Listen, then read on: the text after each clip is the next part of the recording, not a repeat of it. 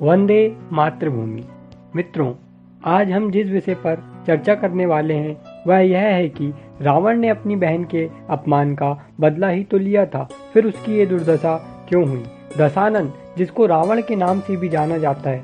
मित्रों, कुछ लोग कहते हैं कि रावण एक सच्चा भाई था जिसने अपनी बहन के अपमान का बदला लेने के लिए अपना और अपने वंश का भी बलिदान दे दिया और माता सीता का भी कभी स्पर्श नहीं किया। किंतु रावण का असली सच कुछ और ही है।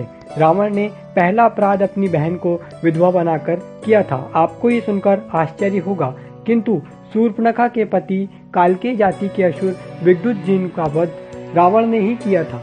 दूसरी बात, रावण को अगर सचमुच अपनी बहन के अपमान का बदला लेना होता तो वो लड़कर लेता, ना कि छल से माता को अकेला देख उनका हरण कर।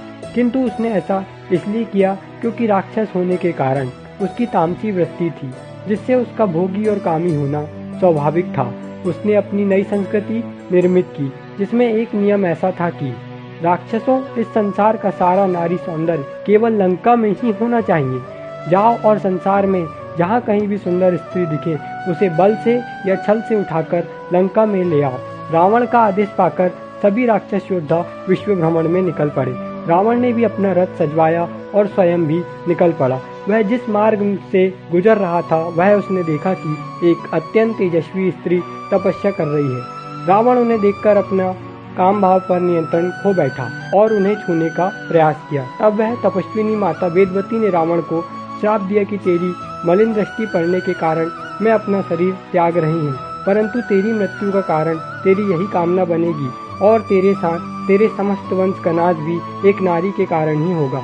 अब जाने कि आखिर रावण ने माँ सीता का कभी स्पर्श क्यों नहीं किया। जैसा कि हमने पिछली कथा में बताया, रावण नारी सौंदर्य की काम भावना में अंधा हुआ समस्त विश्व से उनका हरण करने निकल पड़ा था। माता वेदवती के श्राप को भी उसने अहंकारवश भुला दिया था।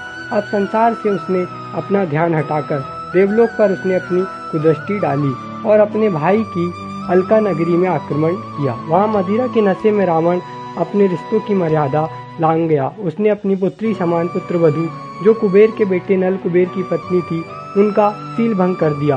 तब नल कुबेर ने श्राप दिया कि रावण, तेरा अंत विधि के अनुसार अभी नहीं हो सकता, किंतु मैं तुझे श्राप देता हूँ कि अगर तूने कभी किसी स्त्री का उसकी इच्छा के विरुद्ध दुष्कृत की भावना से स्पर्श भी किया तो तेरे शीश के टुकड़े टुकड़े हो जाएंगे। मित्रों, रावण जानता था कि अगर उसने कभी ऐसी सोच से माता का स्पर्श भी कर लिया तो उसके शीश के 100 टुकड़े हो जाएंगे, वरना रावण की तो काम की ही थी तो वह मर्यादित जीवन भला कैसे जी सकता था। इसी कारण श्री राम जी के हाथों वह युद्ध में मृत्यु को प्राप्त हुआ और उसका अत्यंत भयानक अंत हुआ। यह घटना हमें यह सीख देती है कि मातृशक्ति को भोग विलास की दृष्टि से देखने वाले पुरुष को भगवान कभी क्षमा नहीं करते और उसके तेज, बल, शौर्य, धन, संपदा, वैभव सब नष्ट हो जाते हैं। ऐसे प्राणी की मृत्यु भी भीषण कष्ट से भरी होती है। अगर आपको हमारी यह जानकारी अच्छी लगी हो तो हमें अपना सहयोग अवश्य प्रदान करें। धन्यवाद।